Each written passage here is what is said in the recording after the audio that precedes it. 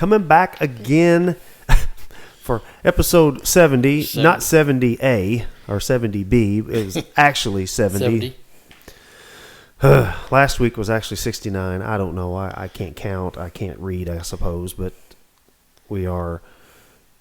this is actually episode 70. My apologies. I have it correct. When you pull up the podcast and look, it says episode 69. We just said, I said 70. It's my fault. So I lured you right into that one. You did. You are Micah Harris. I'm Matt Tanner, and we want to cover a couple of things before we sort of get to our guests this week. First off, baseball season came to an end with a 4-2 loss against Cape Central on Monday, and we are recording during the middle of the week, so we won't be able to have all the scores maybe from, well, for example, baseball team lost 4-2, finished the season at 14-9.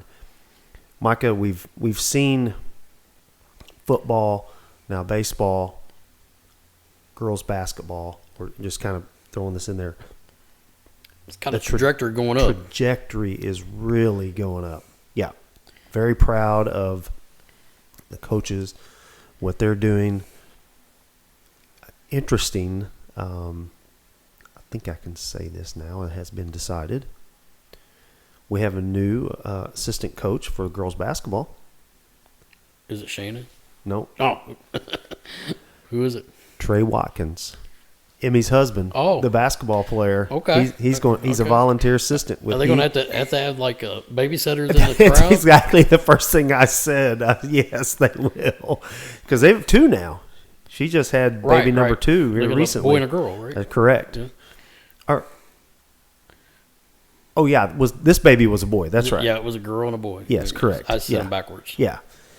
And so that's great news. Trey is a former basketball player, played in college. That's where they met, if you recall her telling us. He was a good basketball player. Very good basketball player. He was a Blue Jay. He was. We won't hold that against him. He was a shooter. Yes. So that's good news. So anyway, that was a little sidebar, a little snippet of information.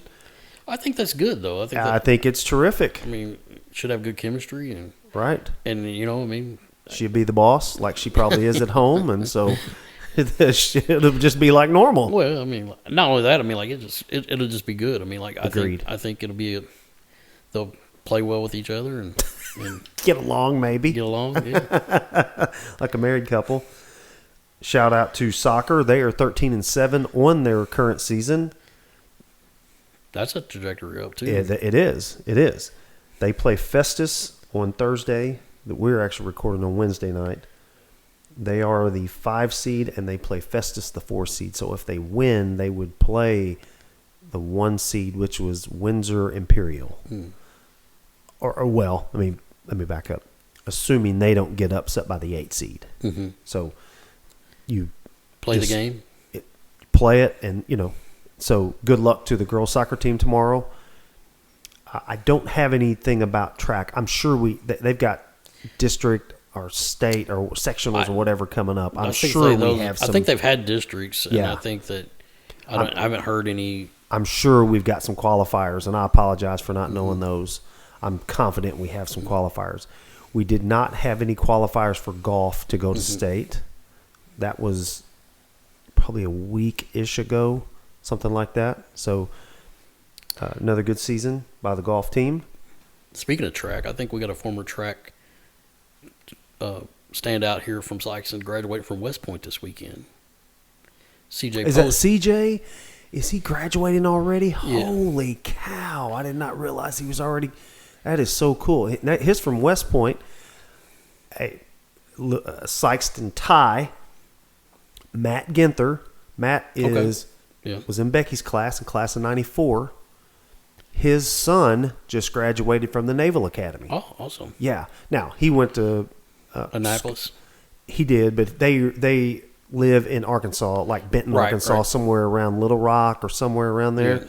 And his son, but Matt's a bulldog. Yeah. And so his son just graduated. I saw that. It's pretty impressive. It's impressive on both accounts. Mm-hmm. Yes. And now I think they have to is that 6 years of service? I don't know. I think I believe typically you go through that and you're typically a lifer, but that doesn't mean they have to. I think they have to give 6 years of service after their service academy. Think both of them. I mean, like, Oh, absolutely. Oh my goodness. I mean, Yes, like, absolutely. Thank you. they've already, I mean, getting through that, and then now they're commissioned officers. Correct. I Yes, mean, I think. and will be leaders. It's Correct. even more than a lieutenant now. I mean, like, I probably.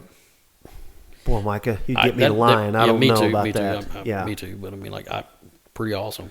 Yeah, that's awesome. Something else just popped up. We've had a couple of give a couple quick shout outs to some guys that had some surgery, and I guess Derek James just had a shoulder operated on. I think that was actually today.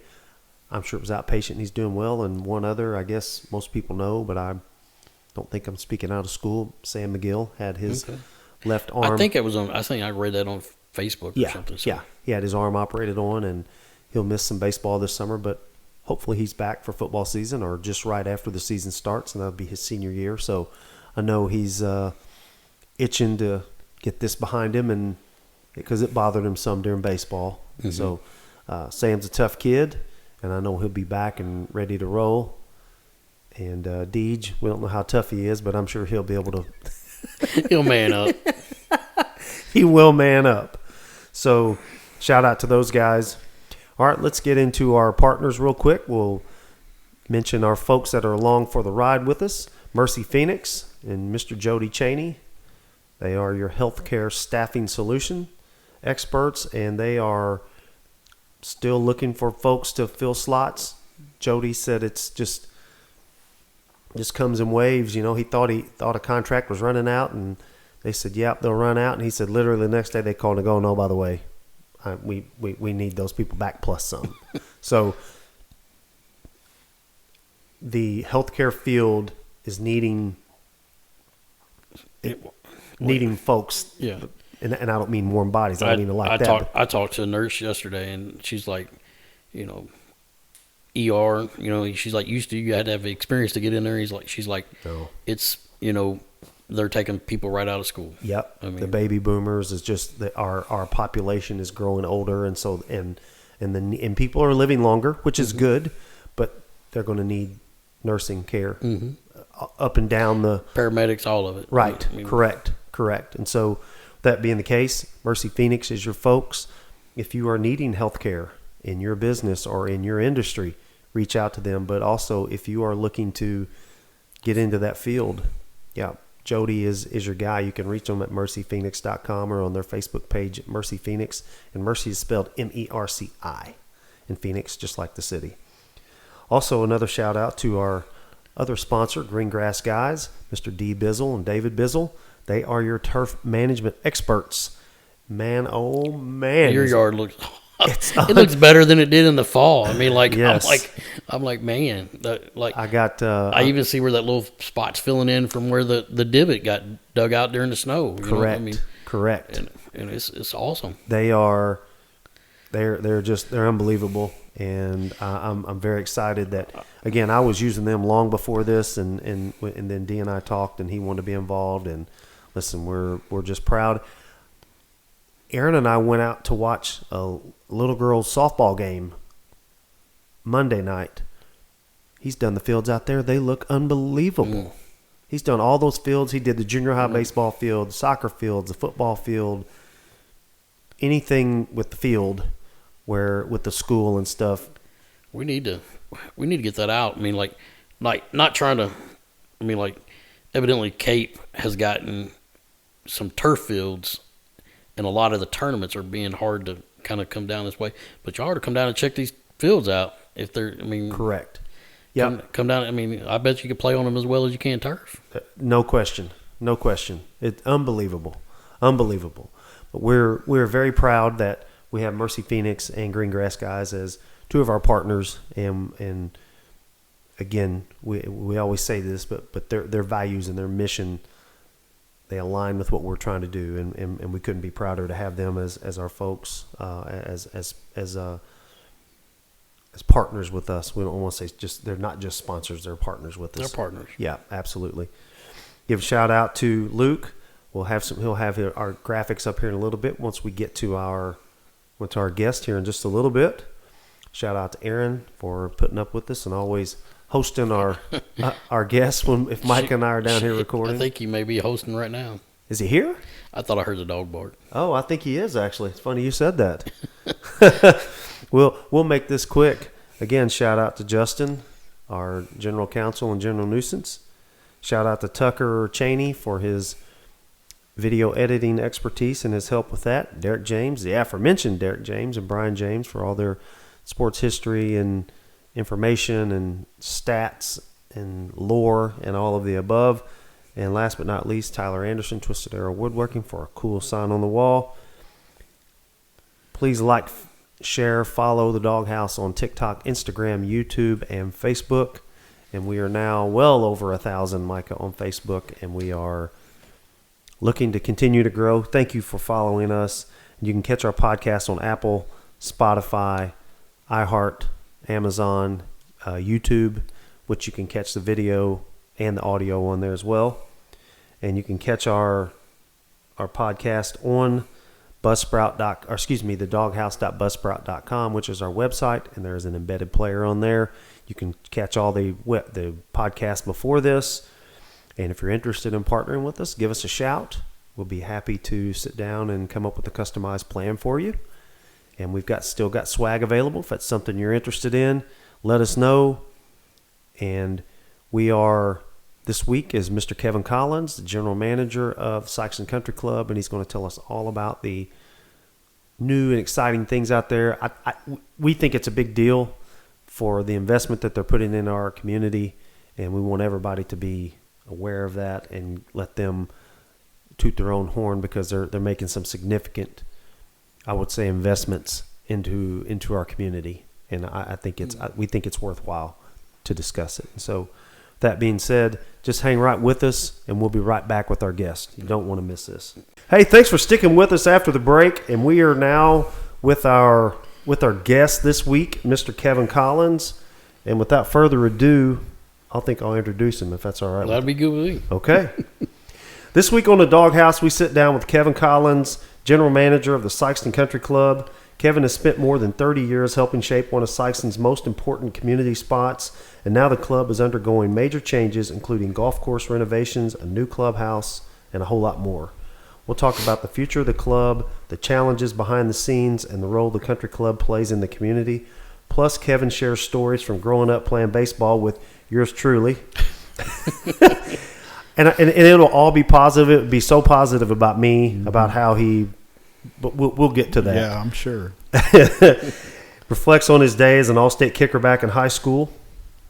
Kevin, welcome to the Doghouse. Welcome to the Doghouse. I appreciate it. Yep. Glad to be here. Yep. We've talked about this for a while, especially when this... We've been talking about it since last summer. Probably. Yeah, it's been a while. Yeah. Well, I mean, that's... I think we talked about it a lot more in the fall, right before basketball season. Yeah, we did. Yep. And we knew there was lots of changes coming, lots of great changes. Yeah, that's what you would call it. It's the club has come a long way in the years I've been there. Mm-hmm. We were... Tell us how you kind of got into the golf business, so to speak. Well, it was kind of a strange thing that happened to me. I was actually playing college football at SEMO, and a bunch of the football players would go play golf, and just something to do. They'd really go hit range balls at the driving range. And I had played a little as a kid, but I'm like most of the guys, I'd play 2 or 3 holes and then want to go swimming or whatever. And it was always somewhat easy to me, but I didn't really take it seriously until I was in college. And when my last year of playing football, the whole time, all I wanted to do was play golf. That's exactly. And I didn't play college football, but I have a very similar experience. Yeah. I was, in the wintertime, the coach would watch us out there chipping away snow out in the middle of the field, and, he'd give us congratulations for working on our kicking, and we were chipping it away so we could hit wedge shots. That's what we were doing. He just didn't know it, so it worked great. But I got into it that way. I had a job set up down in Texas, in Dallas, but I didn't really want to spend the rest of my life sitting in a cubicle. It was in computer drafting is what I was going to be doing. I had a job set up at General Dynamics. Oh wow! And I just didn't want to be stuck in an office like that and not doing what outside, staying with athletics as best I could. Mm-hmm. So the pro at the time at the club, I had some chats with him just about golf in general, teaching aspects of it and all that, just because I found it fascinating back then. And I really got into learning the swing, learning the game, the rules, all the stuff that a golf professional, club professional would be interested in, but I was just doing it because it was interesting. I never really thought about getting into the pro side. And out of the blue, he called me and said, "Hey, I'm looking for an assistant. I think you'd be perfect for it." Now, who was that you're talking about? Mike Brazier. Okay. So he came after Doak then, right? He did. Okay. Yeah, he did. I remember Mike. And Mike was there for 7 or 8 years. I came in and I worked for 2 years under him as just kind of his assistant, learning things. I really wasn't ready for the job, but he let's just say got himself let go. And when it came down time to it, the board at the time said, "We don't really want to go outside. We just want to hire Kevin." I was 24 years old, and they just decided, guy, you're here. Yeah, I was here, and I had a father that knew enough about business to really help me, and they knew I was going to make mistakes because I was young, but they stood behind me, and kind of the rest is history. Now, the old country club, 15 years ago, went through some financial problems, and it ended up shutting down. I was talking about that last night with somebody. For what, like 6 months? Is that about? Yeah, 5 months. 5 months. We were closed for 5 months, and I was actually sitting back waiting to kind of see how this was going to play out, and I was getting to a point where I was going to start looking. Yeah. And actually, my father and I sat down at his kitchen table, and over a 2-night period, we set up what was Foxhaven Country Club. Yeah. And we did it with the idea of approaching Mr. Richard Montgomery about buying the facility. Back then, he was not interested in owning or running a country club. He thought the club should be there. It was his childhood home. I mean, it's his first course, and he thinks the town needs a country club. So he bought the facility with the understanding that we were going to have some owners inside the club, and he would sublease the property out to them. Foxhaven Country Club came into existence. The membership had been without their club for 5 months, and they realized what they'd lost. When we closed, we had 180 paying members is all we had. Wow. Within 6 months of us reopening, we were up over 500 members. Wow. So it was really nice. Richard provided some things helping us get started. He fixed some things in the clubhouse that were in Disrepair. There's a lot of deferred maintenance that had happened, and he helped us out with all that. But for the most part, the club was on its own, and we did pretty good for 13 years or so, and we had a really solid base of members. There were some things that happened behind the scenes that kind of put us in a position where Richard decided he wanted to take it back over. It was a mutual thing. The owners that were running it were very happy to let him do it. Yeah. So Richard took it back over immediately. the very first thing he decided was he was going back to Sikeston Country Club. He thinks the club should be named after the town, and every town needs a good country club. Yep. Especially our size town. Yeah, I mean, we're not tiny, but we can support a country club. That's right, 100%. And if you do it the way he's wanting to do it, we can really support it. Mm-hmm. Now, obviously, with the financial backing that he's given us, it makes things easier for us now. But that being said, we're really trying to do things the right way now and make sure that everything that he's asking for, we can provide. And we're still running it as a business that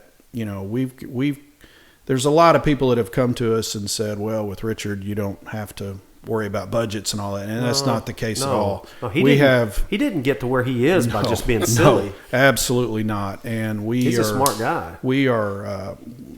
We're extremely happy to have him. But that being said, we're doing our due diligence to make sure he's proud of the product that we're putting out. And so far, the membership has just loved. Oh, yeah. There's so much energy going on. We have so much that we're doing out there. I want to go over kind of line by line, but I just wanted to interject this, and I mentioned to you before, and I'll quote my wife, and I'll give her credit, and she and I have talked about this, and we've mentioned this to you several times, but our town is lucky to have a guy like Richard that's willing to, as we called it earlier, invest in our town, frankly. That's 100%. It's Mr. Alan Keenan, Mr. Richard McGill. Same way. We have, and those are just two that are just off the top of my head that have poured back into our community to make us better. 100%. And so, is the country club for everybody? No, I don't suppose it is. Not everybody likes golf, but man, there's something you could do out there. If you like to swim, take your kids out there. Yeah. And there's different levels of memberships, and we can get into all that too. It doesn't have to be full golf and the most expensive one. You can do other things to have access to all this. So anyway, I'm sorry I cut you off. No, you're fine. That's everything about that is right. Richard is such a huge part of the town. He's given back so much. He was such a huge part of the new YMCA that came into town. Correct. Just a massive part of that. That's right. The amount of things that Richard does for the town that are not known is so large, and he's such a charitable guy and helps with so many different things. The country club is a way he feels like that he can give back to the community for all the years that the club's been there, and it's always been something he enjoyed coming to. Even as a kid, he was out there. I've seen him out there. I mean, just as a member. Well 100%. Before this, just hitting balls 100%. Or playing or chipping on the greens or whatever. It's funny because one of the very first things he said to us when we started this was, he is a member and he is going to pay his bills just like everybody else does. It's a little weird sending him a statement at the end of every month, but he is, he pays for his food and his beer and his golf just like everybody else does, even though he writes the big checks as well. So it's, but he's like that. He's just, he's a very easy guy to talk to. Yes, he's not. He's very approachable, and I totally agree with you, Kevin. Very, very totally easy agree. to talk to. Yeah. And we've had a really good working relationship with him now. I've known Mr. Richard for a long time. Mm-hmm. My father and him went to grade school together, and all the way through high school, they were in the same class. So they've been. I didn't realize that. Yeah, they've been good friends for a long time. So I've been on trips with Richard and my dad. We've done golf things together and been to U.S. Opens and stuff together. Mm-hmm. And he's always been, just a really down to earth, easy guy to talk to, and I really appreciate that about him. So as far as the club goes, though, we started up. This is our technically second full season. Last year was our first. Really kind of the new Sikeston correct, Country Club. Yeah. And we were starting from a blank slate basically, as far as the way Richard wants to have things done and the way it was done in the past. We didn't really have a base to go off of, so it's it's been really interesting seeing. What do you mean? As far as from a financial standpoint, from a standpoint of so much deferred maintenance that hadn't been done, that I've never experienced it in all the years I've been here where he's just going to fix it. He's going to make sure it's right. Even though I know we'll get into it, we're going to build a new clubhouse and stuff. He's still fixing this old clubhouse to a point to where it's comfortable while it's still here. I see. Because now, just going back, and you can probably correct me on a lot of this. I don't want to say the wrong thing about this. The building that we're in was originally like an officer's clubhouse back in World War II, because the airport, we trained. And I think we've talked about... We talked about this with Rick Adams. Yeah, with Rick Adams. We had him on. We talked about how the airport trained more fighter pilots during World War II here in Sikeston than anywhere in the country. Yeah, I believe that's right. Yep. And so where the current clubhouse was like the officers' club, so to speak. The current clubhouse was built in 1936. Okay. It is obviously coming up on almost 100 years. Wow. It is now 90 years. Yeah. The club has morphed around it, around the central part of the clubhouse. Yeah. There's a lot of stories I can tell you the members have told me about things that happened in there, and well, we're still kind of a family show, Kevin. Yeah. So. Well, no, I don't mean it like that, but like my grandfather was the band director at the high school and Collins Music and all that. So back in the day, there's a club at the time that was across the river in Cape. I don't know the name of what it was called back then. You mean like there kind of is one now, the same type of club? But let's just say back then it was a different deal. That club was actually owned by the mob out of Chicago. There's a lot of mob ties down this way. Yeah. And what was happening was those guys would go to Hot Springs to take advantage of all the stuff down there. Horse racing and all that stuff. Yeah. When they came from Chicago, they would stop at that facility up there in Cape and spend the night. Well, when they'd have these scheduled deals, they would bring in these bands, these not orchestra, but pretty big. Like the big band Correct. Kind of thing. Yeah, they'd have them come in. Well, my grandfather, because he knew all the bands and all that stuff, they would get them to play up there, and then when they left and the guys would go to Hot Springs, it'd just be an overnight or sometimes 2 nights. The next night, they would come down and they'd perform at the club, and they'd be in our old building there. Now, we're back in the 40s, you know. I mean, it was a long time ago, but it was cool that stuff was going on back there. I had never heard that story.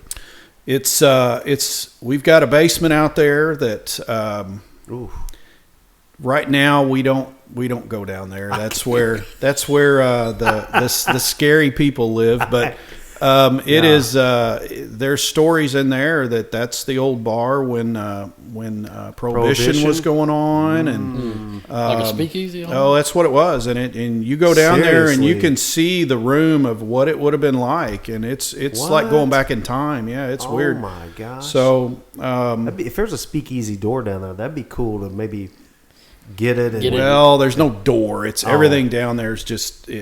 It's okay. Well, 100 years old. Yeah. But it's interesting, the stories and stuff that come out of down there. I never knew that. Yeah, I've been down there several times, but what's the original part? Like you come in and go up steps if you're coming into the clubhouse portion, then you can go to the right and go up steps again. Was all that there, and then the main part that was built for the officers club was what we would consider our main dining room. Right now. That was the main structure. Come in and kind of go to the left. You go to the left, and that main big tall area. I mean, the ceilings are 20 plus feet. Yeah, with the kitchen off of it. Correct. The walls are 12 inches thick concrete. Yep.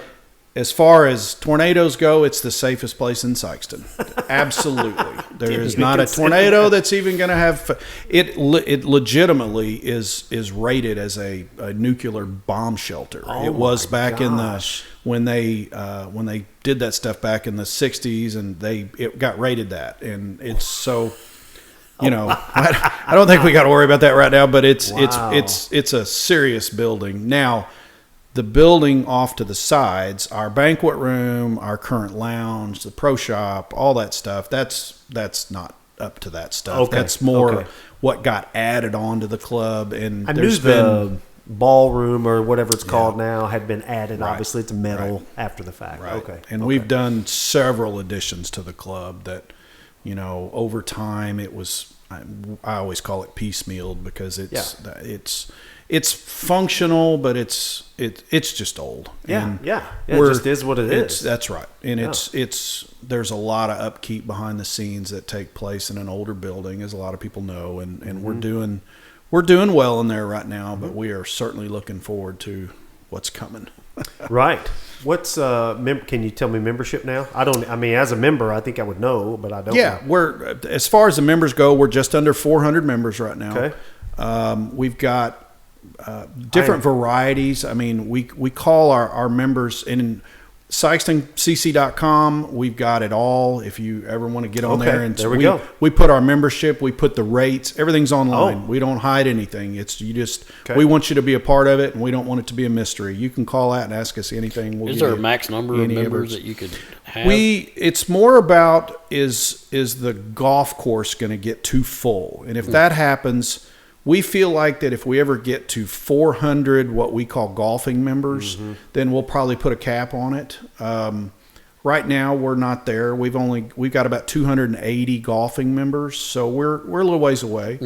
But that being said, since Richard took over in February of last year, we've picked up 76 members. So I expect that momentum to keep. It's just going to get strong. Yeah. Of course. When people start, you know, with the things that are already being done, the energy's there. But when that clubhouse gets going, it's just going to. It's going to be interesting. So for sure. So the cart sheds, from my novice eye, look like they're done. Yeah, the structures are done. There's a lot of things. We've got it's kind of a 3-phase deal that we're doing. Phase 1 is the cart sheds. We built 200 new cart sheds. They're all individual cart sheds. We actually did a survey to the membership last year and asked them, would you guys want your own cart sheds, kind of like we have now, which are old and in bad shape, or would you like us to have a fleet of carts and then you rent a cart every time you play? And that's kind of the norm. That's what most clubs have.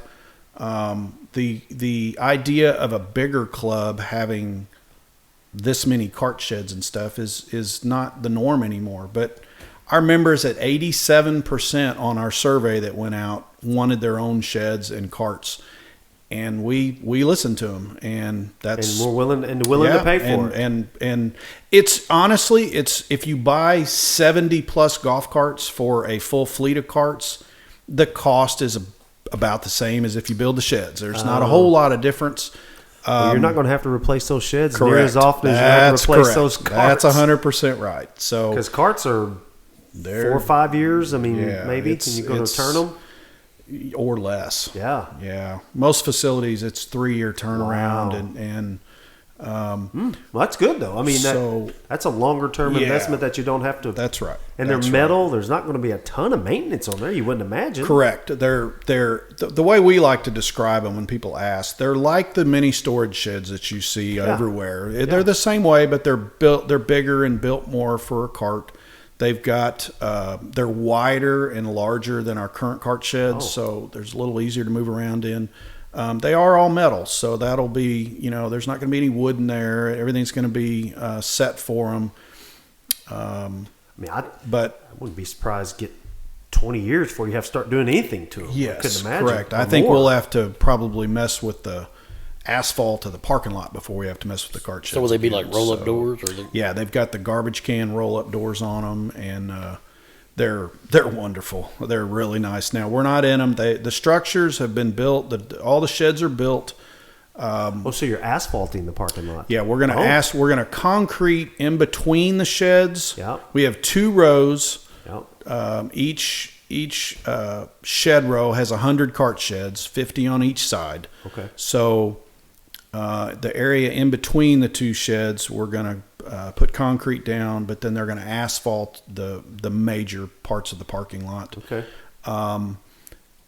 We're going to redo our road that goes through there. It's called Dawson Drive. We're going to redo that. We got to bend it around, but we've got, fire hydrants going in, all the electrical, and we've got light standards and all the stuff that has to be done. They're planting so many trees and bushes, and it's going to be first class, but that's phase one. We can't really do anything else until we get those sheds built, because currently all of our members have their own cart sheds, and I've got 167 members in sheds right now. We've built 200 with the idea that we wanted a little bit of extra for the incoming memberships. Once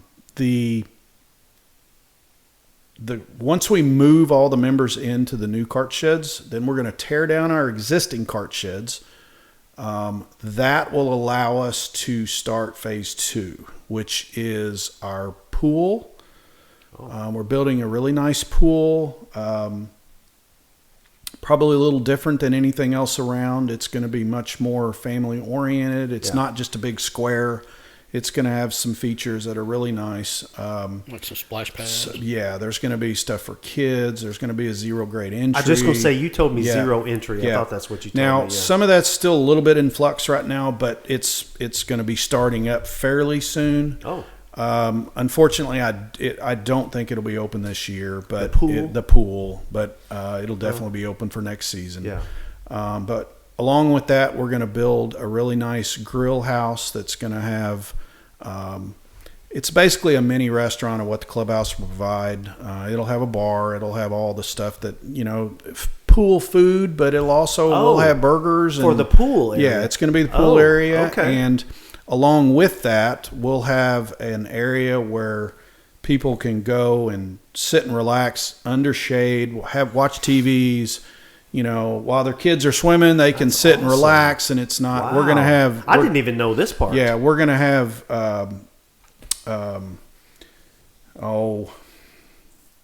Not bungalows, but the tents and stuff around the clubhouse really? where people can. Yeah, you'll be able to get Like out a of the cabana almost cabanas. kind of thing? I'm sorry, that's right. Yeah. We're going to have cabanas around it, and the pool service. We'll have people that service that while you're sitting there. Our staff will come take your orders and all that good stuff. It's going to be first class. We will have a pool membership. Oh, that's literally was my next question. It'll have some. It's still in a little bit of flux as how we're going to do a pool membership.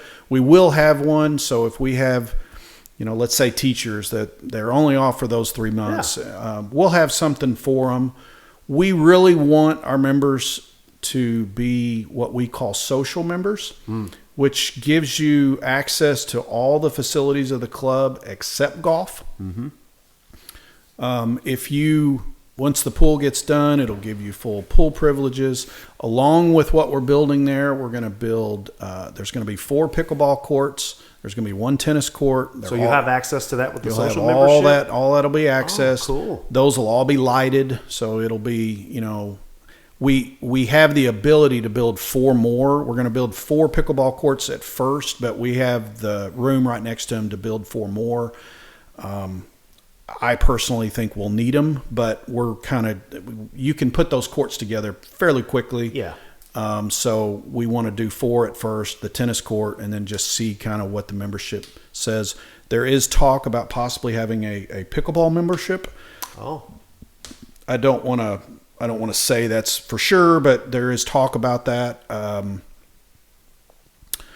Wow. That's cool too. We have our regular membership, which is for people that live inside Sikeston's limits.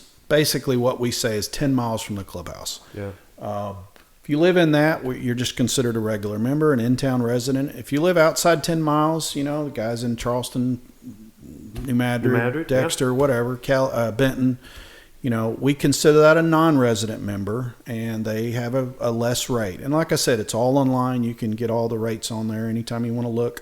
We let people pay yearly, or you can pay monthly. There is no price break for the difference. It's the same price Okay. regardless. It's just some people it's better for their pocketbook if they can do a monthly deal. Sure.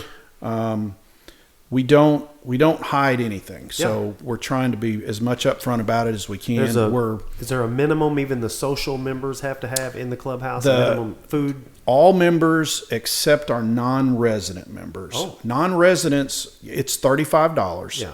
It basically, because we're a private club and we're not open to the general public, we have to have a way to pay our staff. Yeah. And basically what it is if you spend $30 in the clubhouse throughout the month, we're going to bill you for $5. That's all it is. Yeah. As long as you buy $35 worth of food and go beverage, eat one time. yeah, you go eat a couple of times. We feel like we have the best restaurant in town. I would agree, guys. There's really, really good food. We have such a wide menu, and we just have good stuff. And most people that are like, well, I'll figure out a way to spend that, and then they come eat once or twice, and they're hooked, and it's not a problem anymore. Agreed. Our non-resident members, they only have to do the food beverage minimum during the golfing months, or 6 months of the golf, April to August through August. Okay.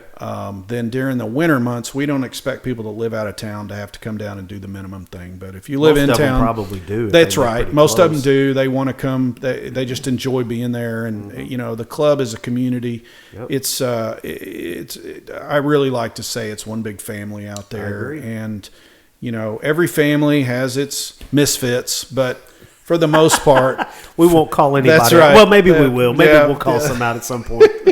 but you got your brother Justin. I mean, he's kind of the black sheep of the family. So, we've got some of those, but it's a wonderful place to come and hang out. We've got so many different levels of whether it be golfers or people that just hang out in the club. Yeah. I've got your quote unquote millionaires that play golf with our postman. It's one big family. Nobody Agreed. cares. Nobody. Nope. There's very little cliques and all that good stuff. It's People that aren't there, I think in general, sometimes country clubs kind of get that. Correct. But it's not. No, it's really not. It's not. Yeah, it's not. We've had so many people that have come to us and said that when they member up and they experience the way we treat them and the way we are, that it's not a stuffy atmosphere. No, it's not just at all. fun. It's a relaxed setting. Yeah. We don't want to be a stuffy club. We just want it to be fun, family stuff. Yeah. We've always got family things going Yep. at the club, and we invite so many people to. We just got a deal today that we're having a little princess tea that's going to be happening at the club in October, and they're going to do it 2 or 3 times of the year, and it's those type things we really do want to try. Next Saturday night we've got movie night on the range, so everybody's going to come out, take their golf carts, sit on the range, and we're going to have a movie out there on a big blow up screen, and those kind of things. And Cool place. Watch fireworks. Correct. All All kinds of the stuff. fireworks go right over you. So if you go out on our 14th hole, you can park out there, and the fireworks literally blow up above you. So it's really cool. Our members go out with their golf carts and just have a big time. Plus, when you leave after the fireworks show, it's real easy to get out. You don't have to worry about all the parking. You just Good point. head out, and our stuff is close. So. Actually, one thing, when Aaron and I were going out there to eat yesterday, we were coming to eat lunch. We were looking at the cart sheds, and I was thinking, she goes, well, what do you do? And I was like, well, you get to park right in front of your cart shed. And I was like, man, that's really going to relieve a lot of congestion in the parking lot. Yeah, it should. We're going to have the parking lot. We've got 100 what I call front row sheds. We've got 200 sheds. 100 of them will be on the outside, 50 on each side, and then 50 on the middle on both sides. So every cart shed on the outside will have a parking spot right in front of it. Now, they're not going to be assigned. It's not going to be one that's guaranteed for you. That's not going to be the way it works. But most of the time, people don't park in front of the sheds that aren't theirs. Usually, it's just the way it works. So, Right. But we're going to have 3 more rows of parking back there for all the other people to park.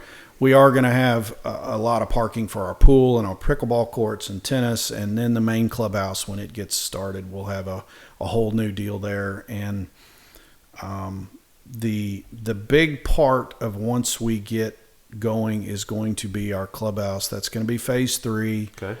I'm expecting, the way things are going, I would expect us to break ground on the clubhouse sometime in 27. Oh, okay. And, when you're building something as big as we are, which as of right now, we're 27,000 square feet. Gosh, told us that earlier. That's a mall. That's a big one. It is. I mean, and compare that to what we are now. Yeah, we have 10,500 square feet in our current clubhouse that we use. We do have more, but it's if you include the old basement and some stuff, and we don't count that. So it's just our actual used space, the pro shop and the lounges and our banquet room, all that. It's 10.5. Wow. The new so 3 clubhouse, times as big almost. Yeah, correct. But the big part of that is we're going to have a very large event center. Okay. It's going to be capable of hosting large wedding receptions, large events, probably seat 300. But then it'll be able to be separated off, and we can have rooms that just have 40 or 50 people in it. Yeah, with those sliding correct deals. All be slided off, and it's all going to be first class. It's going to be very large and accommodating. It's not going to be just a big building. It's going to be really dressed up too. Will it have, separate like kitchen for that as well? We're kind of looking at it right now. The event center is going to be serviced by the kitchen from the clubhouse, which is not going to be very far away and connected. Okay, there you go. The event center and our clubhouse will be connected. But we are thinking about possibly adding a kitchen into the event center. And it can always be added later. Yeah. We're kind of building this in a way where if we get the amount of interest in it, that we might add on later on. The staffing for it's going to be large. We think once we're said and done, we'll have 50 to 60 employees at the club, which is a big deal. Right now we've got 29. Yeah, we got 29 staff right now. Now that's including our ground staff. Sure. But we think we're going to be, when you talk about people out at the pool, you talk about our grill house, the event center, we probably are going to be pushing 50 to 60 people, which is great for the town. I mean, absolutely. Anytime you can drive jobs like that, we're all about it. And again, I can't stress enough how much we try to keep it a family setting for our staff. Our staff thinks we're one big family. Yeah. And we do. It's when you're dealing with a membership, it's a little different than dealing with it's like somebody walks in for a regular customer, so to speak. Right. You get to know them, and they're you know what they like, you know what they want, what their drinks are, what their foods are, their kids. It's a family, and we really strive to maintain that right now, and I think we're doing a pretty good job of it. So, is there any, like, I know you're talking about the event center and stuff like that. Is there going to be any kind of outdoor gathering?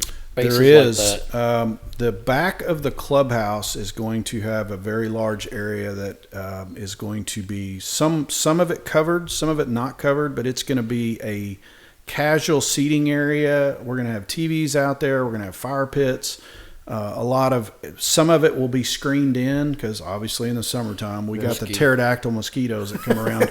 So we're going to have an area that you can be outside, but it'll be screened in a little bit. So I didn't think. I was trying to sit here and think which way the sun is, the sun will be behind us then. And the building will kind of block it as. No, it's actually reversed. In the evening, though, right? No, the evening, the back of the clubhouse is going to face. That's right. Kind of northwest. Yeah.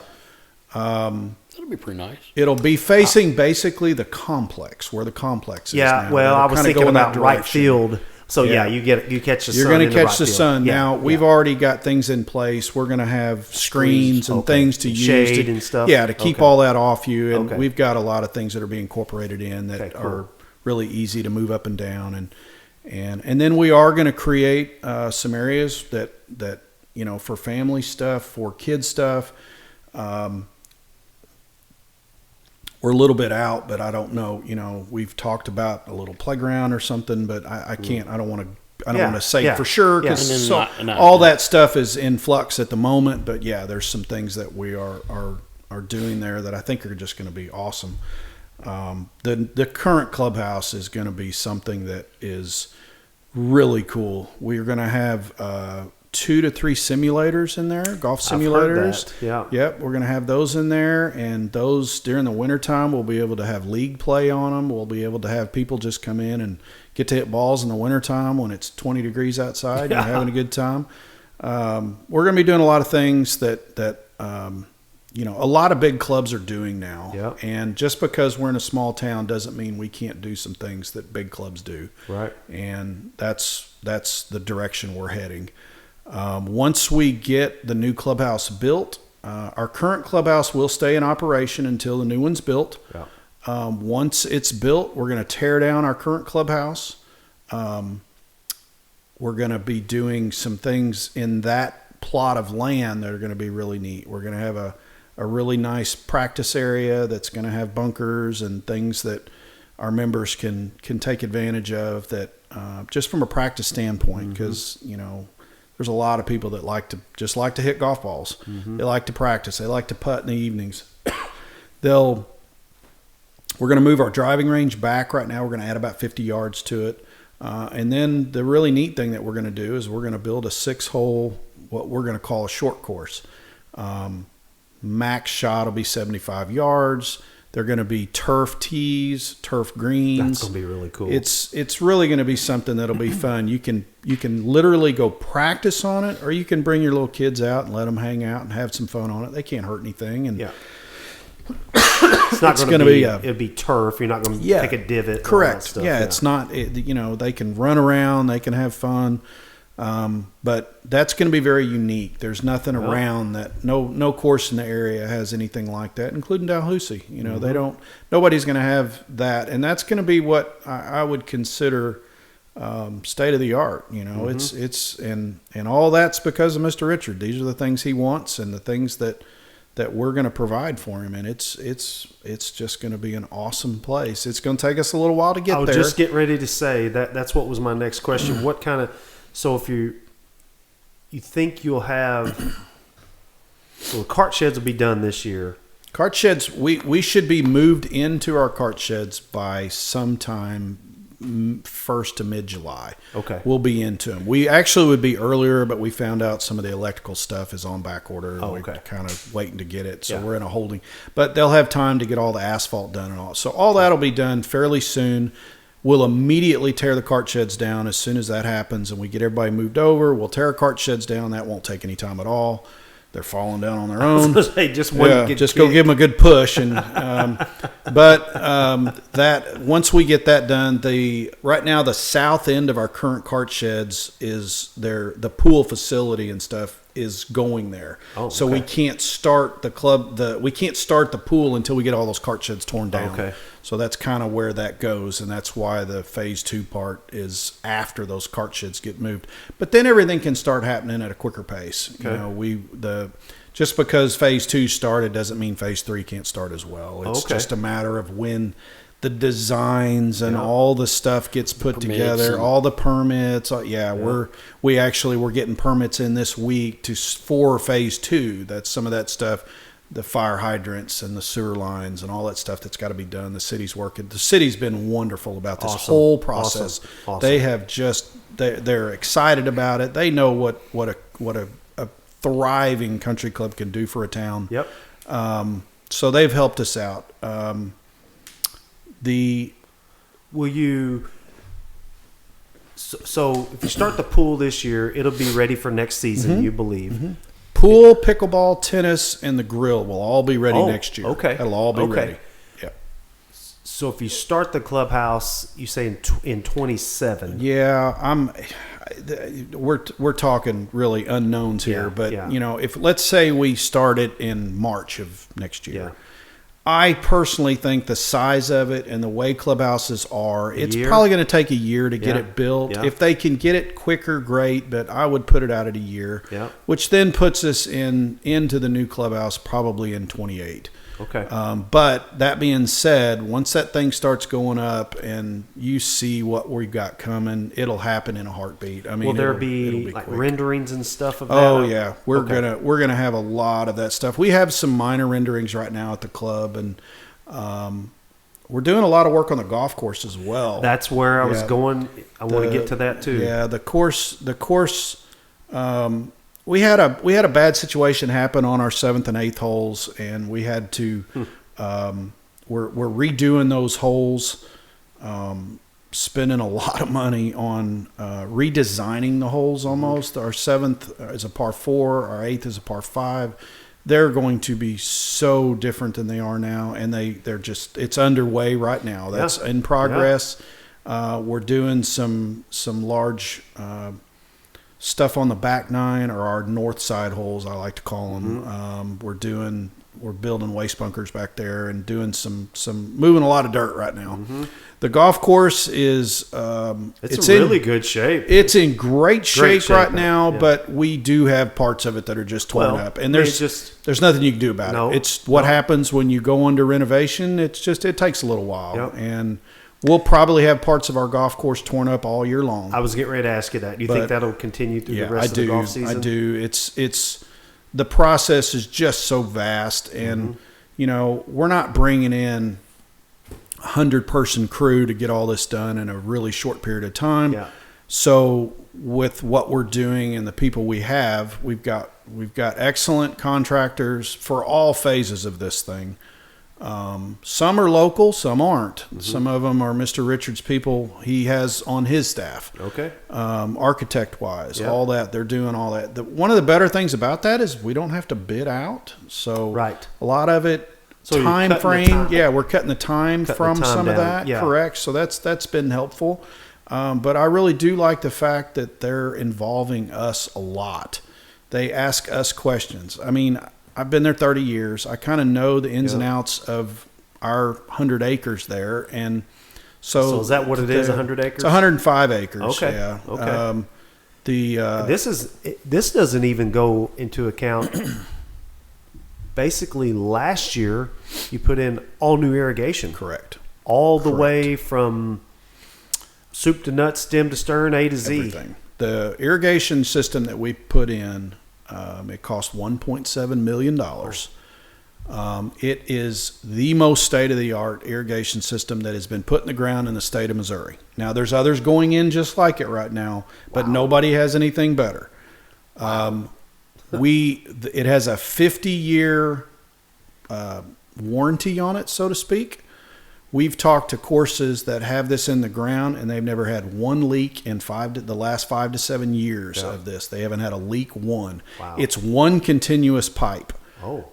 Everything's connected. There's no PVC joints. It's not PVC. It's one continuous pipe for the entire facility.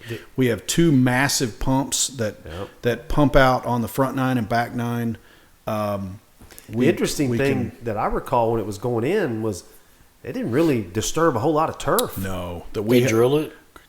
Yeah. We put 2 new pumps in, and then we hired a company out of Wisconsin that came in and did it. And they cut in some boxes every once in a while, but in general, it's almost like they sliced the turf and laid it in there and laid it back over, and you hardly even saw it. Right. I wonder if it's kind of like what they do with shooting fiber optic cables and stuff. And it sort of is. Yeah. The piping is it's all this new technology stuff. It's kind of glued together. Yeah. Honestly, if you go around town right now, you'll see the city over in my neighborhood. They're putting some in the ground right now. Now it's bigger than ours, but it's almost like PEX now. What you use in houses, they like the plastic. That's stuff. right. You can see that stuff they got over at the YMCA. Yeah, that's correct. Those are bigger lines than we have. We have 3-inch main lines for all of our irrigation. Yeah, and they put main lines throughout the entire course, and then we have a double row irrigation system that allows us to shoot about 70 feet out into our roughs. So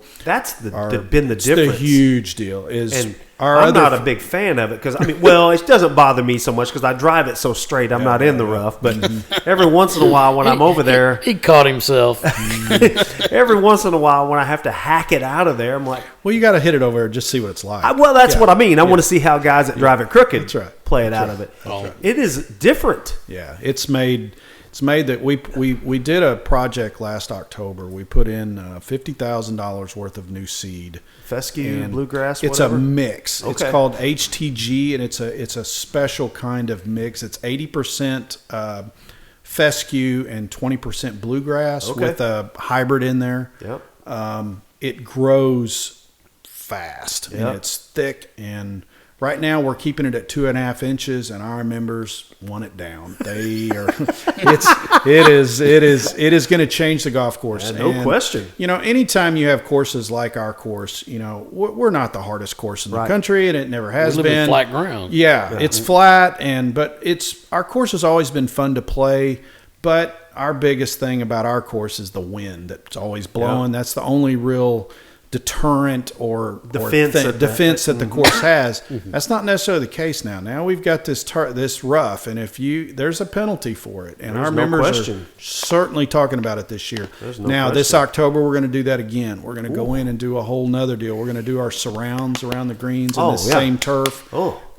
These are the kind of things that all of a sudden in basically 6 weeks time, once that grass got put in, it was like, whoa, all of a sudden we have this, we went 40 feet from our fairways out into the rough and put this in, and immediately it was green all winter long, and it was there, and everybody was like, wow, this is and that's So the kind key of is stuff. hit the fairway or really miss it wild. That's correct. That's Get correct. out 40 Well, feet. for now, but next Yeah. year it's going to be out there too. Oh, boy. But we're putting a lot of chemicals down. We're putting a lot of things to keep the weeds out, the grass, the turf. At the end of last year, I feel like our golf course was as good as any golf course around as far as the quality of the turf goes. Yep. That being said, this last winter we went in and we did tree limbing on over 200 trees. How many have you removed? We removed this last go round. We removed about 20. Some were large trees. How many have you removed altogether? Would you say?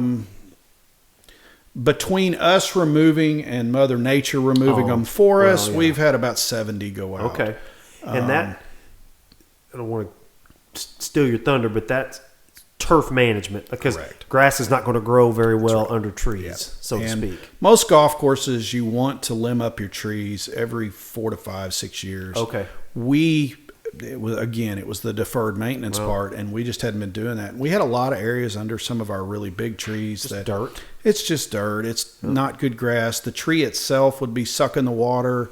Then you got all the shade, and it just is what it is. And our membership had kind of gotten used to it because it'd been that way for so long. And overnight, all of a sudden there's rough there, and there's areas and now, granted, some of it is under renovation right now, and throughout this year we will get good grass. We're going to sod a lot of areas, and we're not going to grow it. We're just going to sod it in and be done with it. But again, the whole golf course is going to be in flux the same time that all this other stuff's being built. So, if you have a quality golf course and you're a town that is trying to attract businesses, you're trying to attract, whether it be doctors or teachers or a business in general, industry, you find that those people, most of the time, the first thing they want to know is if the schools are good. And we are obviously taking advantage of that. We're building a wonderful school system. We're changing the buildings. We're doing all the good stuff.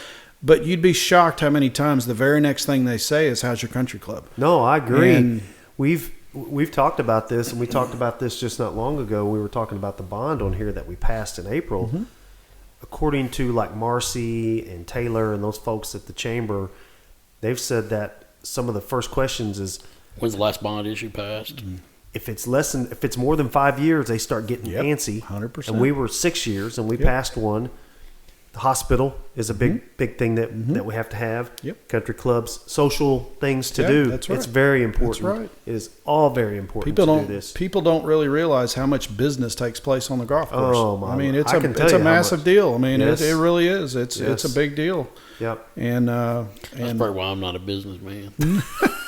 But listen, it's a pool. If you don't have a pool, come out and hang out at the pool in the summer. Yeah, absolutely. You can't right now. I get it. But well, even if you have a pool at your house, coming out and hanging out with a whole bunch of people, That's different. Everybody, it's a social environment. Yep. you let your kids swim, have a big time. You can sit over there and hang out and have you a adult beverage and, just hang out and have a really good time. Yep. And we've got so much to look forward to in the coming couple of years it's going to change some things massively. Yep. And when Mr. Richards done with this, he's gonna have spent multiple millions of dollars on this, and he's not really asking anything back. We haven't raised our dues this year. Everything is more expensive now. We all know it. I'm sure at some point we'll have a little dues increase, but right now he's not interested in that. So our membership is paying exactly this year the exact dollar amount they paid last year. Yep. There's not a lot of places around that can make that statement. Even if you go to the local restaurants, they've just raised their prices. Oh, and they have to. Mm-hmm. And he's not doing that right now. Mm-hmm. So that's a big deal. I agree. So tell specifically like the renovations that you're doing. Well, you said you're adding new tee boxes on 7, some new tee boxes on 8. Mm-hmm. Making essentially the whole left side of 7 and 8 a waste bunker. Yeah, it's going to be what's classified as a waste bunker. Most people if you don't know golf, you know what sand traps, bunkers look like. A waste bunker is a little different animal. It's a full-on one continuous bunker. It's more of a hard packed sand. It's going to have definition in it. It'll have trees inside the bunkers. It'll drive your cart in it. Well, maybe we're kind of unsure. It just depends on how stable we can get it. I have played places. I've played that have some it. and more almost have like crushed shell and stuff in there. Actually, what the sand that we're using and getting it's a byproduct of fracking. I think you told me that. It's a byproduct of what they do for fracking, and we think it's going to be really good, and it's going to be an awesome deal. The 7 and 8 are our big major deals. We're extending our 8th hole. It's going to be when it's all said and done, it's going to be about 40 yards longer than it is now. It's our longest. That's exactly what we wanted to have. The longest hole extended into the wind predominantly. Well, Let's back it up. But it doesn't matter. You play the up tees, so it doesn't matter. So that's okay. But See? For us guys that play the back tees, it is a little bit longer. It's going to be a tougher animal, that's for sure. But it's going to be neat. We are going to make the golf course harder, and with technology of golf clubs and things today, you see it all over. All the courses on the PGA Tour, they're all lengthening, they're all getting harder because the guys are just that good. I'm not saying we have that guys at our place, but we do need a little bit more of a challenge out there in certain aspects. And the good thing is with our course is we have tees for everyone. If you're not a good golfer, you can still have a blast out there. Whereas if you let's say you go to Dalhousie, that's a hard golf course. Yes, it's very difficult for women.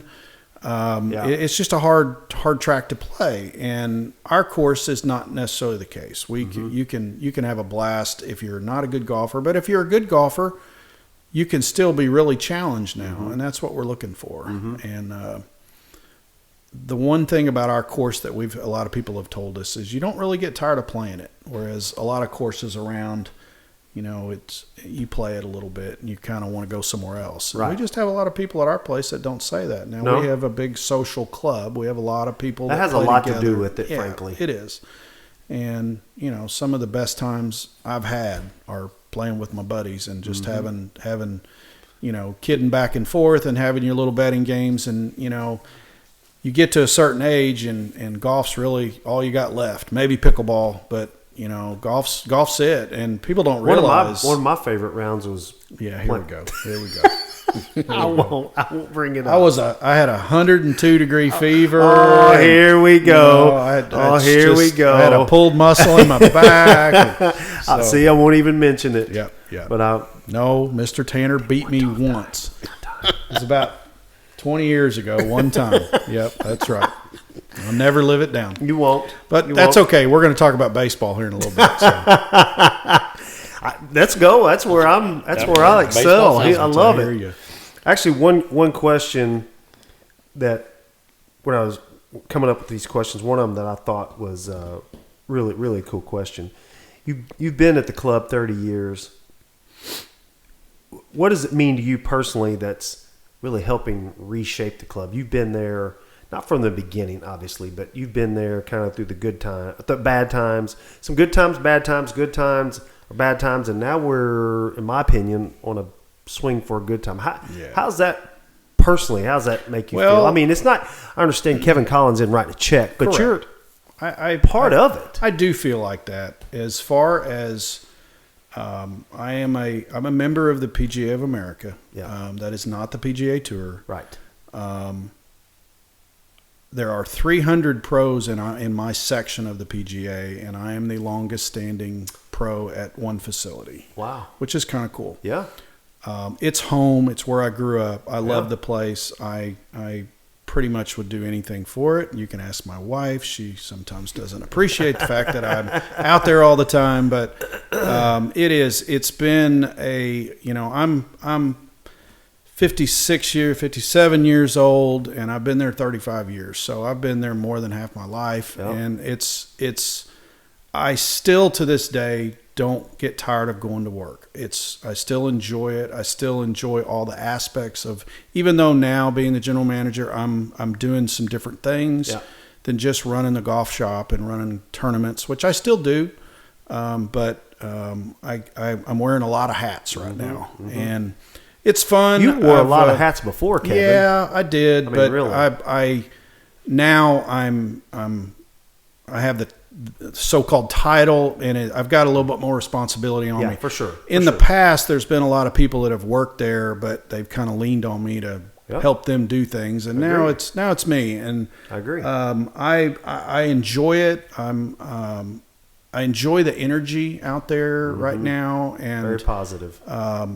It really is. We just don't have many things. I mean, everybody's got days where you have bad things happen, but for the most part, between our members and our staff, it's just a fun place to work. Yeah, and I've never gotten tired of that. And it's shaped my life. There's no doubt about it. One thing that, again, Aaron and I have talked about is,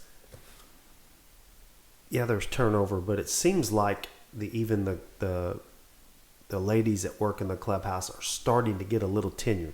Marty and Liz, and you start seeing these same ladies there over and over, and for a time, that really means something too. It does. The members get to know them. It's, you go into a place and they immediately know what you want. They know what you like. They know how you like it cooked. Yep.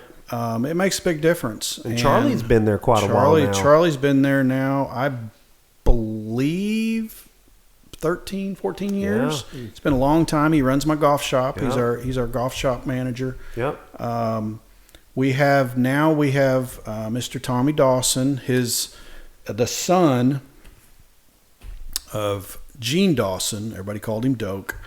He was the original pro at the club and had been there. He was there for many, many years.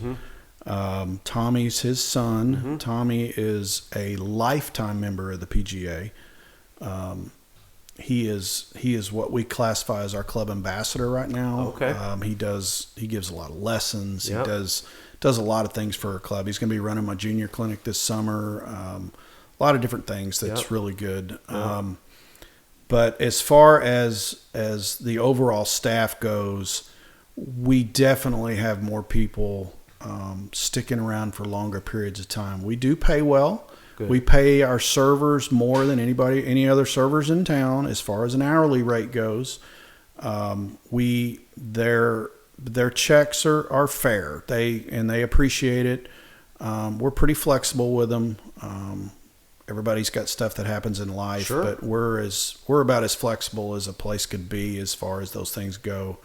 But Marty's doing a great job running. Marty's doing great, and the clubhouse and restaurant.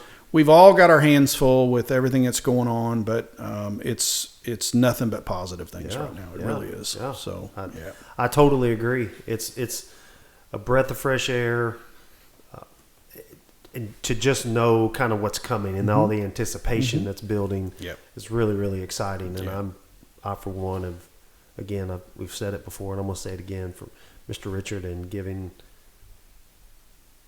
the investment into our town and just giving back. Yeah. That's what it is. It's just giving back, and it will be I feel like the country club will be a legacy thing for him. I really do believe that. It's going to be here for a long time, and the investment he's making now, I feel like, is going to pay off for a long time.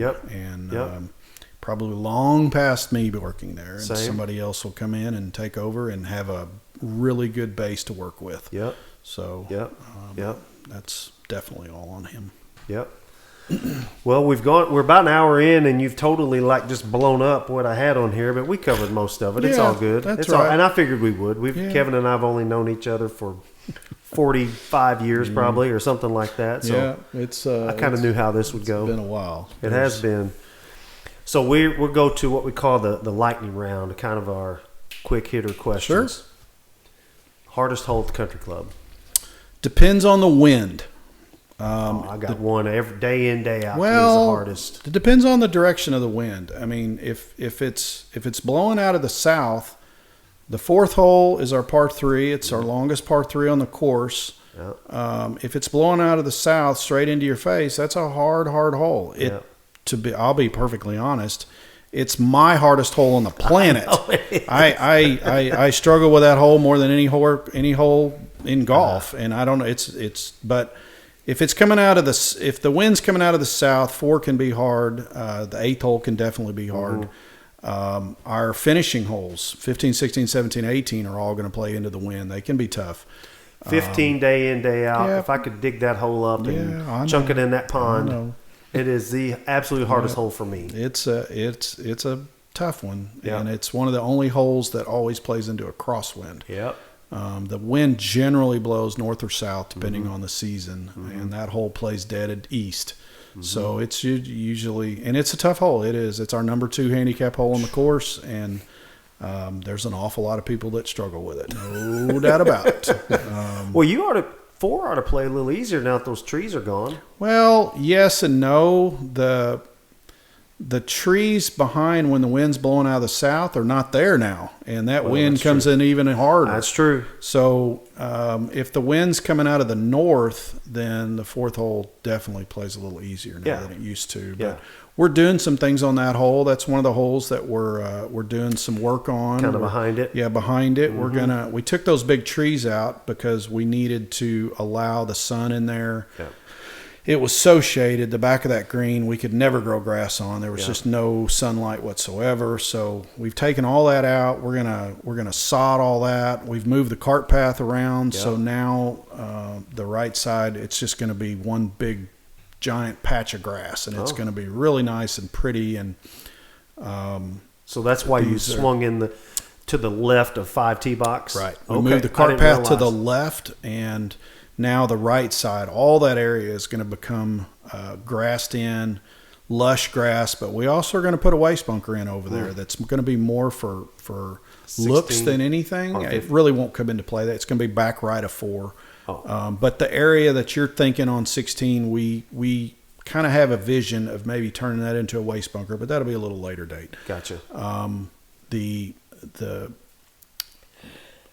building of all this stuff is fun, but it's taken a little while. It's just a big effort. So I don't want to continue to have the course torn up all the time. We might have to have a little respite between things so the members don't feel like it's driving down I-55 where the construction's always there, or 70 going to Columbia. Correct. So 55 is getting about as bad as 70 though. Exactly. It's going from here to Memphis is pretty rough. So, yeah. Favorite golfer of all time? Tiger Woods, no doubt. Don't care about what anybody says about all the stuff. It's not even a Tiger, and I have it from 2 ways. Tiger changed the way young people viewed the sport, and I was a young pro at the club, and we saw a marked increase in whether it be our green fees, our play. When Tiger started doing his thing back in 2000, 2001, all those times, golf changed. It was now a cool sport. Agreed. Where for the longest time, it was sport that nerds played, and that's just what it was. When we were in high school, I thought, I'm like, Golf? I know. Are you kidding me? I was the same way. Yeah. I mean, all we did was play football, basketball, and baseball. When that's we were kids. correct. That's 100%. That's why when I'd go out there, my dad would want me to go play a couple holes with him, and I'd just want to go swimming. But that's, 100%. And Tiger changed all that. And Yeah, I know absolutely. there's been all the stuff. Everybody has their thoughts of Tiger, but I'm one that I appreciate what Tiger brought to the golf world because it helped me personally from a job standpoint, but it also was just fun to watch. I'm not even a golfer, and like if Tiger was playing, I'd stop and watch it. Oh yeah, right. absolutely. That's right. Absolutely. I mean, that's I feel what like that's what he brought. Yeah, I hope Charlie does the same thing. Yeah, Charlie's pretty good. It's Yeah. going to be interesting to see how his career goes. But when it comes to those, everybody knows the goats. And to me, Tiger is in golf, and it always will be. So. Agreed. This is probably just goes without saying, but I'll ask it anyway. Best baseball player you ever played with? You know what? I'm not going to laugh here.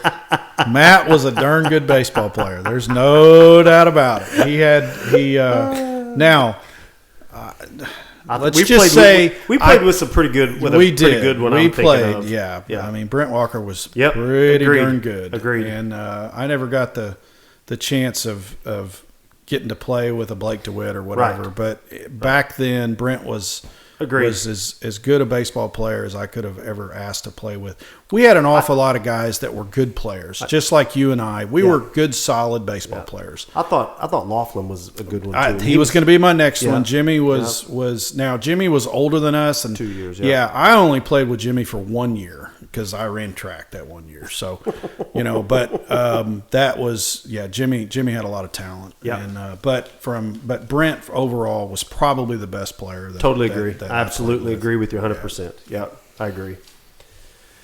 What's the most underrated job at a golf course?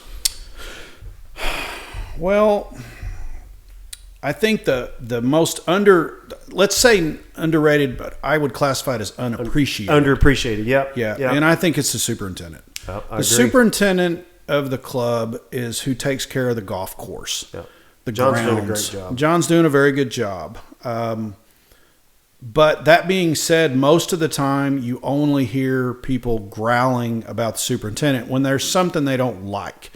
He doesn't get the praise that, and I'll be perfectly honest, we get a lot of our members that when they see the course, they see everything that's good, they give me the praise or they give Mr. Richard the praise. Whereas a lot of time it's John that's taking care of it. He's cutting the grass. He's in his staff. He's putting the chemicals down. He has the plan together. Now, I'm involved with John on a daily basis, and we're like all phases of the club. We're kind of a team. I have a lot of knowledge in that stuff, but I defer a lot of that stuff to John, and I lean on him. Well, you can't do it all. No, I don't want to do it all, and I'm expected to oversee it as all. Yeah. We have some consultants that we work with. We have one that's a former Sikeston guy, Aaron Gleason. He's a big time guy in St. Louis, is with Walters Management, and he's been nothing but helpful for us, and we couldn't See do Aaron what there we a do lot. it. I know he's a we great couldn't do it without him. resource. He comes down once a week, and he's a longtime member of the PGA and a good friend of mine. I've known Aaron for a long time, and Great resource. It is. He is a great resource, but it's nice to have somebody from Sikeston that Oh, yeah. he lives in St. Louis and has for a long time, but this is still home. This is his course too, Yeah, and right. he loves to see what's happening there, and it's a big deal. So He was. I have a funny story. I don't think I've even told Aaron this. He may not even remember. But my brother was Aaron 93? I I think think. so. So he would have Right been 4 around there, years yeah. behind us. But when my brother was playing golf in high school and he played with Aaron, he said they were on number 3, and Aaron used to hit a big hook, and maybe he still does now, a big draw. He said Aaron hit a foul ball out of bounds on 3, and he said, you could see the red, and he teed up another one and just bombed one, knocked it on the green in 2, and made a par. My brother thought that was just like, holy cow! Yep. Like, what did I just witness, kind of thing. That's right. And so, Aaron played college golf, and, Yeah. and he's an outstanding player. Yeah. He really is. He still is. that's Still a funny really story. good My player. brother's always told me about him. He's a good guy. Favorite meal at the club? Well, I have to admit now, I've been eating meals at the club for 30 plus years. So sometimes I've got to go after whatever the specials are because it's something different. Yeah. When you eat there as much as I do, that sometimes you can get. I am, as far as what I enjoy, I really like our potato skins. We have BG's potato skins to a T, and we sell them like hotcakes. But I'm always good for a good steak too, and we've got excellent ones. I think the club is as good as any club that I've had. Yeah, our club sandwiches are wonderful. I mean, we have a vast menu, and right now I'm like everybody and trying to eat healthy. So I eat a lot of salads, and I try to stay away from the fried, but still I can get busy with those potato skins. I mean, those things are good, man. They're good. Yeah, I agree with you. They are good. Yeah. They are good. That might draw on some membership there. That's exactly right. I think they're great. One thing you hope members feel when all the renovations are complete? That the effort that was put into it and the thought process is something that they can appreciate. It's not something that is stuffy and for the elites and all that. They feel like it was done for the masses, and the masses can enjoy it. There are going to be some things at the club that are so made for families and for young people, and we're really trying to put thoughts in the dining area. We're talking about having an area that's for kids, that the members, while they're eating, can see their kids through a window or whatever. We're going to have 2 different card rooms. Right now we just have 1 card room at the club. We're going to have a men's and women's card rooms. That's a big deal. We have locker rooms or anything like that? We kind of decided against it. Everybody in town is generally 5 minutes away from their house. Right. We are going to have some guest lockers, so to speak, to where let's say you play around and you're going to get in a car and drive for 3 hours. You're going to Nashville, or you got to drive to St. Louis or whatever, and you want to take a shower. We're probably going to have 1 shower and make it available. Cool. We actually have people that come in and play, and then they have to go get on an airplane or something. And nobody wants to play golf and then have to go do. You want to get comfortable, so we'll have that ability. But as far as an actual full locker room goes, not so much. Okay, it's just not needed. No, I agree. We want to use that space for something that is more used by the members more often. Yeah. So that's kind of where we're going with that. Agreed. Cool. Well, Kevin, we're an hour and 15 minutes in.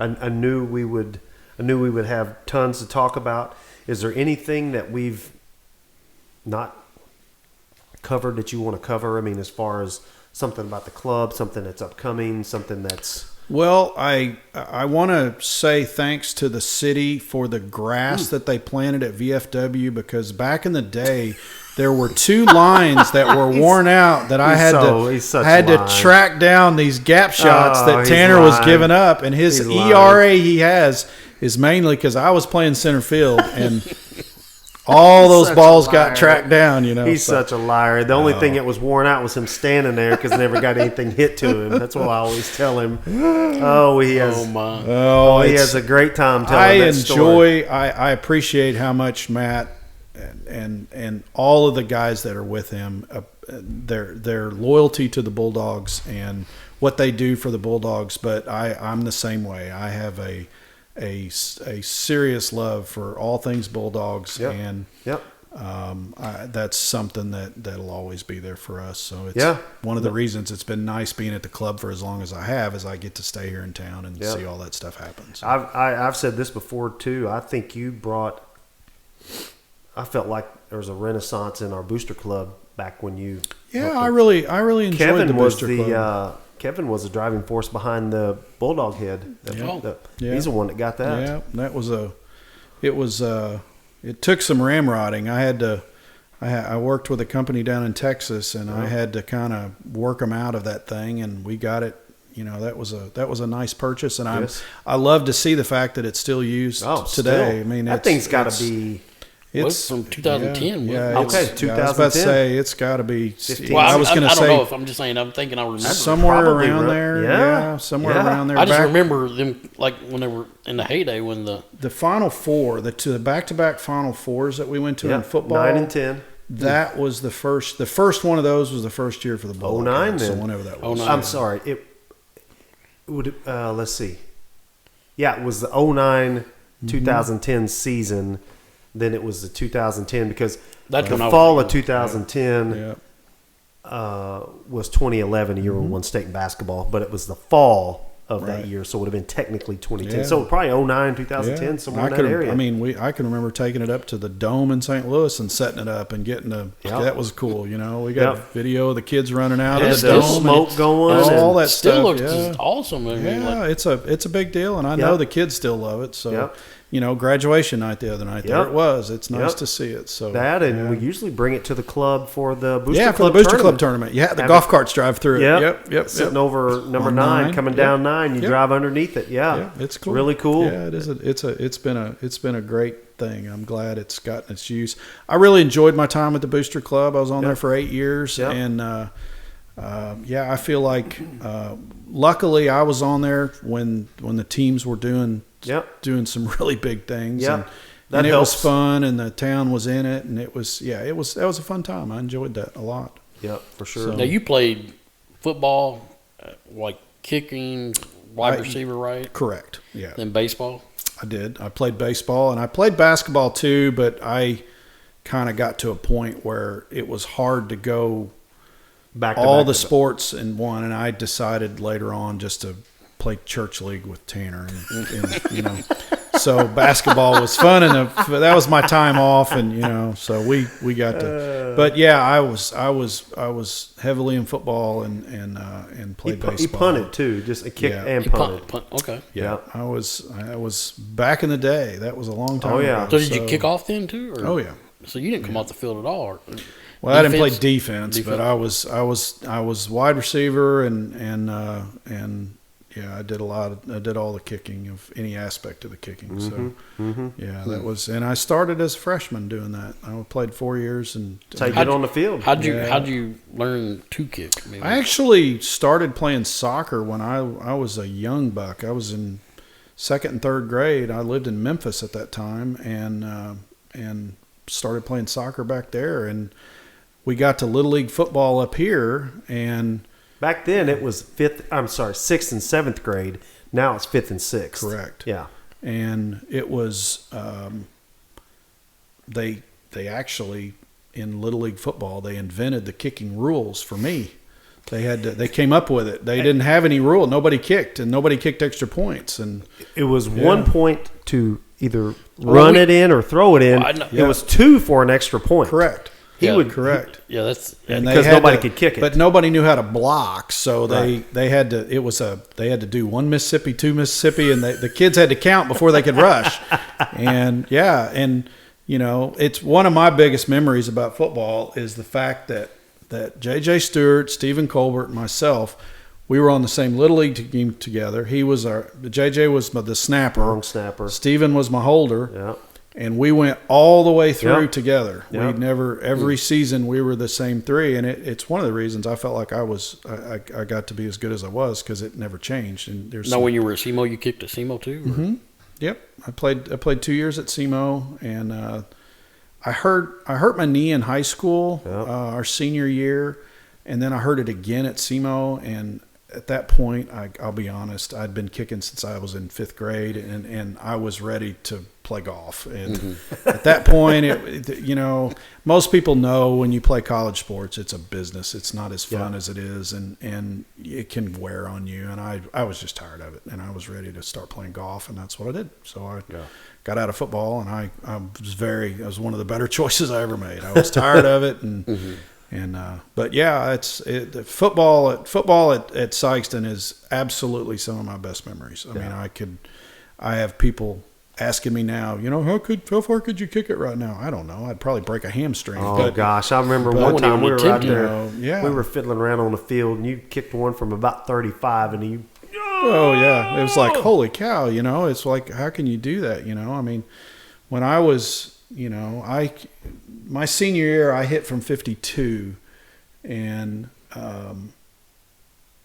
the idea of kicking that now is, let's just say, not going to happen. So, no, could I make an extra point now with money on the line? Yeah, I think I could. But you go back much farther than that. I got to watch what is it? They kicked 35 on College Game Day. Oh, yeah. I watched a guy. He and Justin went to Vandy. I forget what he won, like 500,000, wasn't it? They don't want that. They wouldn't want me there. I would dominate that thing. Dominate. This kid kicked it. I know. I saw it. Do you think you could still make it from 35? Without a doubt. Without a doubt. You know what? We may have our first doghouse challenge. We may go out and film this.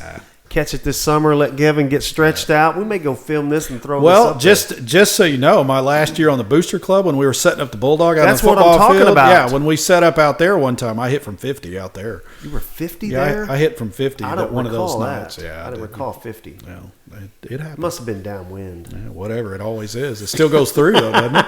It's kind of like your drives. When you tell me you hit at 230 and I say it's downwind, I mean, that's, you still count it. That's, Wow. See how quick we are on the comebacks? And I say, I got nothing. yeah, that's right. That's right. Oh, my gosh. Well, man.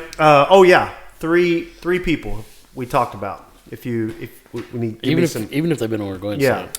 Well, I was saying, you guys have had so many on here. You need a list so guys know who's been on here. There we go. Because or you could go listen to them. Well, that's true. If you work the hours I work right now, you don't got have a plenty of lot time of to time. listen. Put 'em in Well, it's headphones true. I in need and to. go. That's probably a good idea. I actually do listen to podcasts when I'm working on the equipment. There you go. But yeah, that'd be good. Coach Vic was good. I know think you Coach mentioned Vic. I he told was him good. earlier. I think Coach Vic would be a great one. Yeah. I think Deke Lape would be a really good one. I think Deke's got a lot of stuff, whether it be school board stuff, his football stuff, all the knowledge he has as far as things like that. I think Deke would be a great guy to have. Yep, agreed.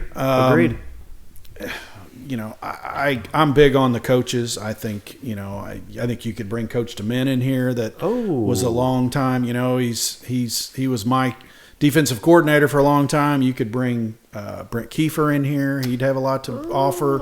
Those are some things that I thought would but I always revert back to my football and baseball days and Gary Silverthorne and those guys. They're all I know. They're all great guys, and they're all members of the club, and I still talk to them on a daily basis. Coach Kiefer still comes around, and I hear Norm yelled at me all the time. So anybody that knows me back in the day, that was a nickname that got stuck. So whatever. Those are great. Those are great names. Thanks for that. I know every one of them. Yeah. We'll get those jokers on here. Yeah, absolutely, guys. Yeah, we'll be listening. I think you guys are awesome. You guys have a heck of a deal going. It's cool to see. Thank you. Yeah.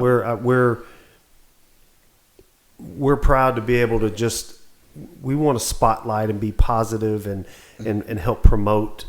We've talked about this a lot on here and even not on here. We feel like the town in general is sort of on an upswing. Oh yeah, and absolutely. I'm not saying we are part of it. We want to help continue. Well, it's not because of what we've done. We just feel like that we want to help continue. Anything that helps it. That's rising tide. What do we say it? Rising tide rises all boats. Yeah, absolutely. We say that so much on here. Correct. We want to. Couldn't agree more. Matter of fact, we still got to get a shirt with it. We're gonna come up with some swag that has that's on there. It's not. I wish I came up with it, but I'm not. Yeah.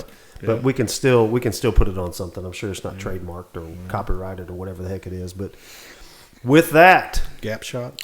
Sorry. I can call you Swifty if we need to go there. We can go talk about Kevin working at the pitching machine at the batting cages the summer before our senior year, and he gets out there and hitting on this thing, throwing about 95. Then he gets into high school and I couldn't swing. No. I had to have a DH.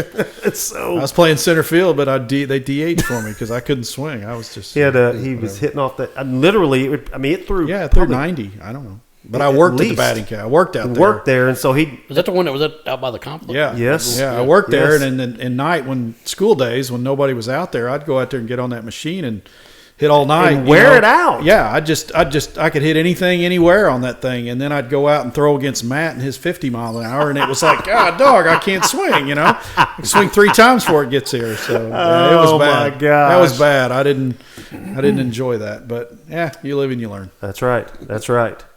Well, with that, appreciate you being on. Absolutely. Tell Angela thank you again. Absolutely. Tell Mr. Richard thank you from us. I will do it. We appreciate it very much, and again, we want to continue to help promote this, and maybe, who knows, when you get a little closer, or maybe we'll do another one and announce grand opening, or who knows. Yeah, that's right. Yeah, once we get I'm going to give out a shout out to your sponsor, the Greengrass guys. They work on our club. Yes. They're out there. They help Yes. us. They do spraying for us, and they're awesome. He's awesome. D and his crew are Logan. awesome. Yep. They're awesome. Yep. 100% Yep. agree. We So- thank you for pointing that out. They are very, very loyal to us, and we appreciate them very much. Yep. Great They're guys. great guys. Great They guys. I'm Micah Harris. I'm Matt Tanner. Thanks for listening to the Doghouse. We finish everything with Go Dogs around here. So Go Dogs.